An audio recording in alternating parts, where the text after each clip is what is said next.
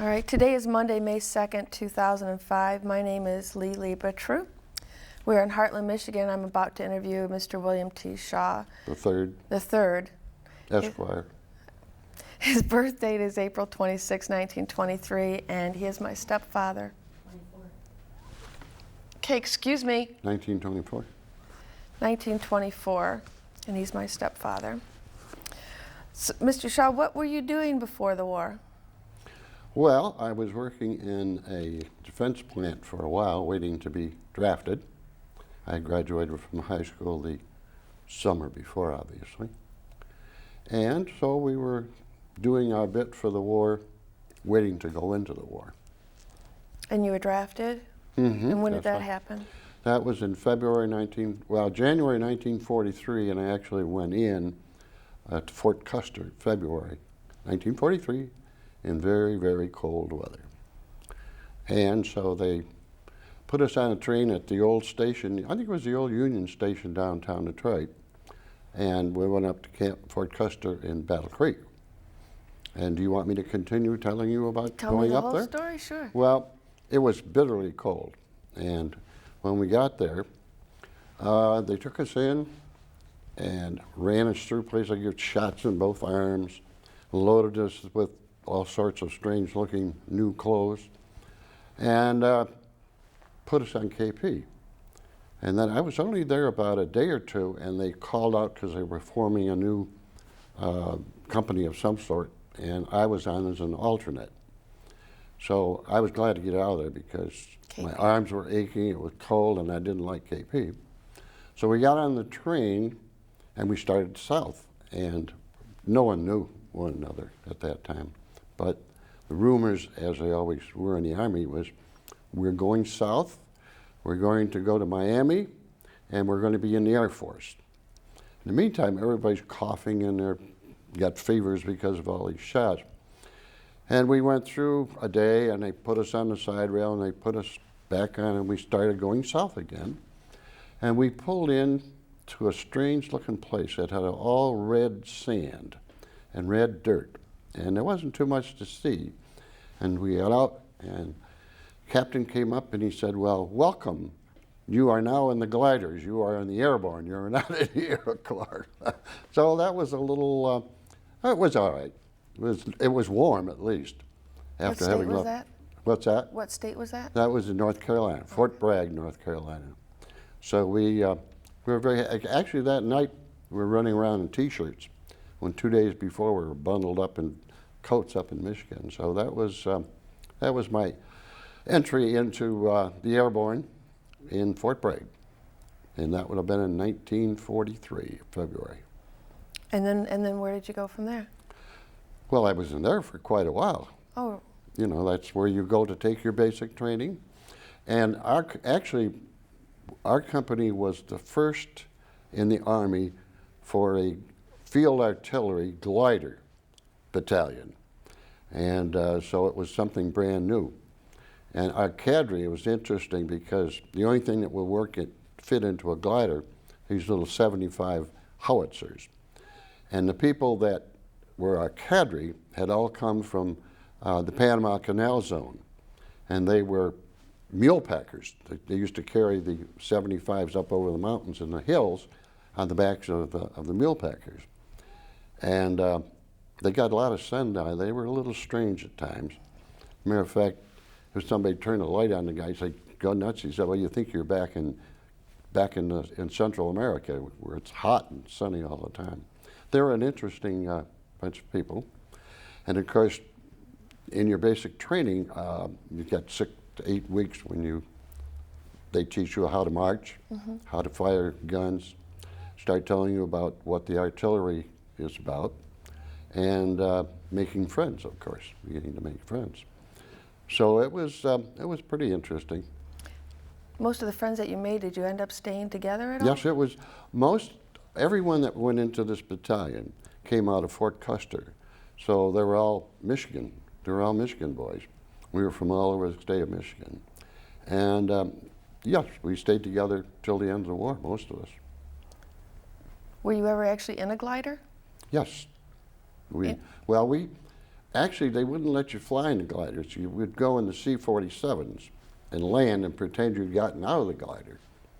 We went into the gliders, but every glider, you can put your finger through the side of the wall. So they didn't use those unless you were actually going to be flying into combat. And so we trained, then we would get in the gliders, sit down, and pretend we had landed, and then we'd run out and set up our guns and so forth. So where did you go right after Fort Custer? Well, Fort Custer, I went to Fort Bragg. Fort Bragg, where did you go after? In Fort Bragg, we were there for, probably 6 months, 5 or 6 months. And we were shipped out to a place called Alliance, Nebraska, in the middle of nowhere. And the only people on the base were airborne, the people that flew the planes, of course the paratroopers, and the MPs. We had one little town, and it was such a wild place. The MPs used to walk the streets with submachine guns because it was crazy. In Nebraska? A lot of Indians in that area, and a lot of ranches, but most of it was just little foothills. You were miles and miles from any place. One little town, Alliance, Nebraska. When did you go to Europe? When did you know you were going to Europe? When did you go? How did Well, you we get came there? back from Alliance. They came back to Fort Bragg, and then from Fort Bragg, we were alerted several times that we thought we were leaving. And matter of fact, we were training with the 82nd and 101st are right next to us, and they left before we did to go overseas. And we followed. We went over in I think it was maybe March or April of '43, and we went to England and across a wonderful ship to England. Wonderful ship. Yeah. No, it was the one we went across on was an old converted South American cruise ship of some sort, and they doubled and tripled bunked you. But going over, actually, it was pretty good because we were in the warmer weather. Coming home, I'll tell you about coming home later. Okay. But that was more adventurous. So we landed in the hometown of the Beatles, and Liverpool? landed in Liverpool. They had a little band there to welcome us, and they loaded us on trains, and we went across, and we ended up at Winchester. So I always remember the song Winchester Cathedral. And so we were there, and that night, we were going to only be there a day or so, but that night we decided we weren't supposed to leave camp, but we did. And we went into Winchester to the Irish pubs. The English pubs. And we were drinking their beer, which is warm beer out of some strange looking thing. And we'd never tasted anything like that in our life, but we drank it anyhow. And went back to camp, and about 2 o'clock in the morning, everybody's doors open, everybody's running outside, they're sick, they have to go to the bathroom. We just weren't used to that stuff. But from there, we actually went to a place called Merrily Park. This is still in England. And we sat there and waited until it was our time to go over to Europe or over to the continent. But we had leave time, so we got a chance. Most of us hadn't been very far from our own hometown. So we had a chance to go into London.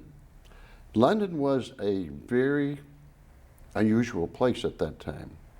You have a city of millions of people, and it's totally blacked out at night. There's no lights. And you could be walking, and you could hear thousands and thousands of people walking, but you couldn't see the person right next to you because of the blackouts and so forth. So you'd have to get into the pub because there'd be lights in there. They had windows to cut it off. So we'd go into the pubs, and we were learning now to drink their beer. But it was very enjoyable because we got up there to spend a few weekends traveling around England, seeing things that we had heard about in history and so forth. And it left quite an impression on me. I was quite impressed with it. What was your division called? We did not have a division. We were the 215th Glider Field Artillery Battalion. Probably 400 or 500 of us in the battalion. completely independent, not attached to a division, not attached to anything until we went into combat. Then we would be attached to different divisions or different corps and so forth. But wherever they felt they needed us, that's where we would go. Well, tell me about that. When did you go into combat? Well, we went over, we left England and to go from Southampton to go over to Le Havre in France. And it's supposed to be about a 10, 11 hour trip at the most. Well, we were out there for about 2 or 3 days because the Germans had decided they were going to bomb Le Havre. So we were out there, and the only thing we had on board were these canned sea rations. So you put them in a big boiling pot, and we ate sea rations. And at that time, most of us smoked, and we were running out of cigarettes, too. That was a very important thing for us at that time. So some of the sailors were pretty good guys. They had everything. The sailors always get everything. But we managed to get across, and we landed in Le Havre. When we got over there, we couldn't pull into port. So what they did is we had to load all our gear on, and then we had to go down these side of the ship on the rope ladders, which is a rather scary thing, to the LSTs below, which would then take us into Le Havre. And that was a scary thing when we went into Le Havre, because the city was level. There's nothing but bricks, just nothing but bricks there. As bad as some of the things in England were, this was total demolition. And so we were going to be heading up to where we were going to stay prior to going into combat. But one of the things I noticed was a bunch of guys kind of trotting along looking a little sad, really. And I asked one of the people there, one of the MPs, I said, well, you know, what's that? And he said, well, these are repos. These are guys that had been either wounded or something, and they came back, and now they're sending them back up to the front, but they don't know, it's not to their same old outfit, they don't know anybody they're going with, and it was really a rather sad thing. Yeah. So from there, they took us to a campground, where we were stationed, getting ready to go up to the front. And it was at that time that, well, I'm going to interrupt it just for 1 second. Before that, I was working with the major. I was floor observer, and I got to ride in his command car occasionally. And his driver said, well, we're going up Paris. We have to go to headquarters. I said, well, yeah, I'll be glad to come along with you. So we went up to Paris, and we got out the Champs-Élysées. And it's what's going to happen a couple of days later. You couldn't believe it at that time. We got off Champs-Élysées, and I walked out, and I said, they must have all the flowers in the world are blooming. Well, it's the French people, they just douse themselves with perfume. The whole place just smelled of perfume. But anyhow, we got to spend a day there and went to a beautiful hotel with all the people that lived and worked in headquarters. They had a pretty good situation up there. But anyhow, we came back, and they said, we have our orders, we're going to the front. And so we started at the front, and at that time, the Bulge had started, the Germans had invaded.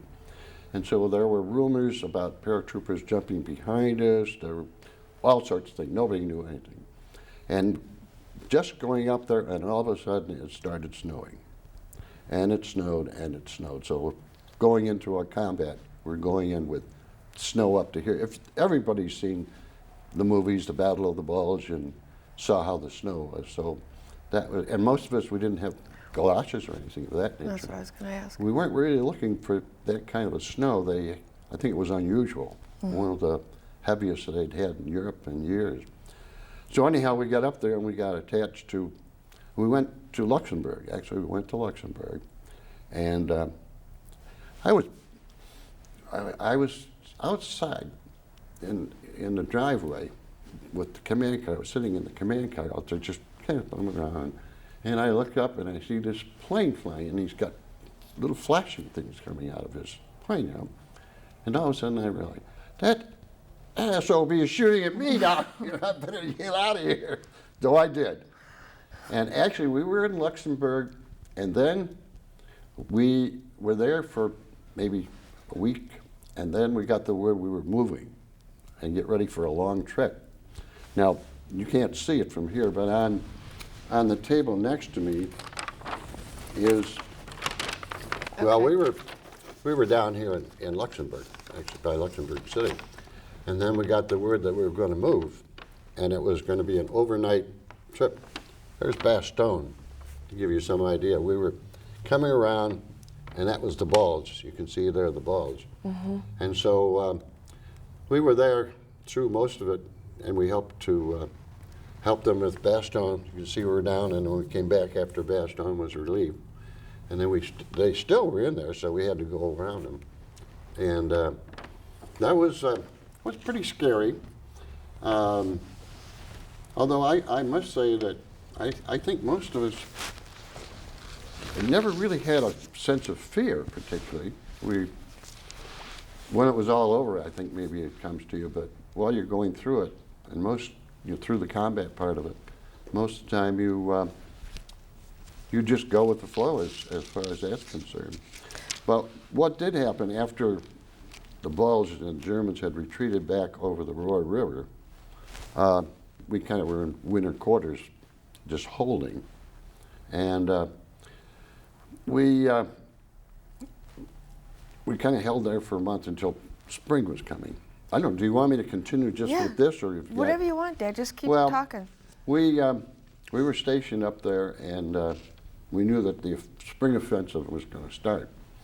And so the commanding officer came over and said, you're going to be the sergeant, you're going with Captain Maury and with Corporal Hughes, and you're going to be attached to the 102nd Division, who are going to go over the Roer River and take the Germans out over the Roer River.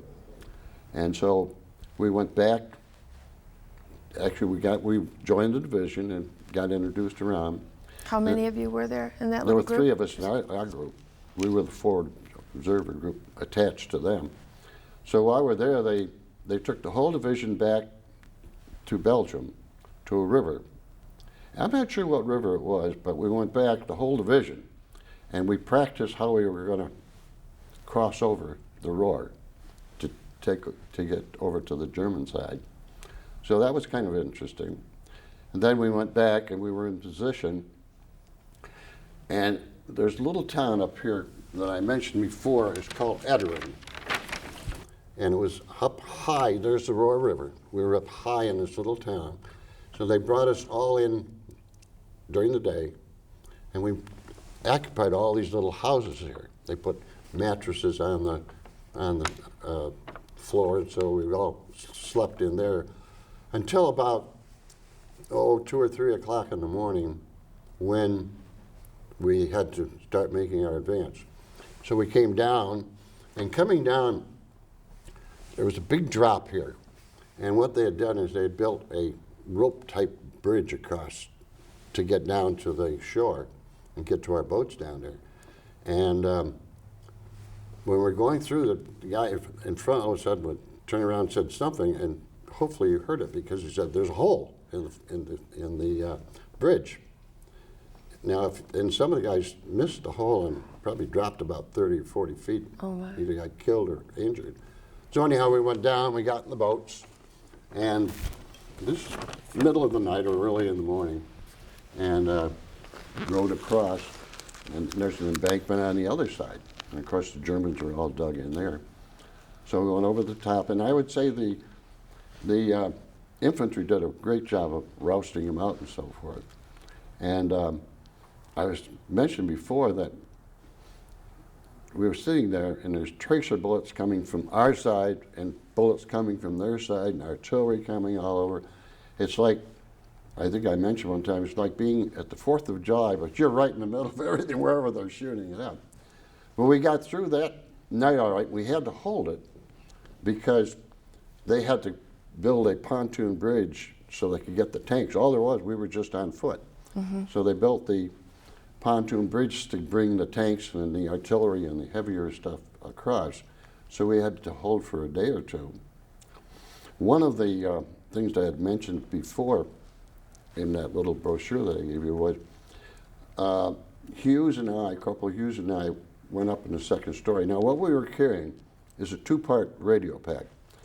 one half of it had the batteries in it, and then I had the other half with a microphone. Of course, I had the microphone. And we went up to the second story, and we set up on the ledge of the window so we could get a good reception or send it back. And while we're there, all of a sudden we hear the artillery. We're very familiar with it. Going boom, boom, and I said, uh-oh, they got us lined up. So Hughes and I left the radio, and we rolled down the stairs to the first floor. Didn't seem to have hit anything there. So we went up, after it was over, we went upstairs to retrieve our radio, and I pull it out, and I'm trying to put the antenna down. Well, a piece of shrapnel had come through and cut the antenna, right where we had been standing. And for the rest of the war, all the way through carrying it, I had to carry this thing with the antenna sticking out because I couldn't push the darn thing down. So that was a little awkward. But we stayed with that division for about, a week, I think, while we were coming up and taking these various cities. And saw some pretty ugly things. One of the ugliest things you can see is when a tank gets hit and the guys are on fire and they're trying to get out. And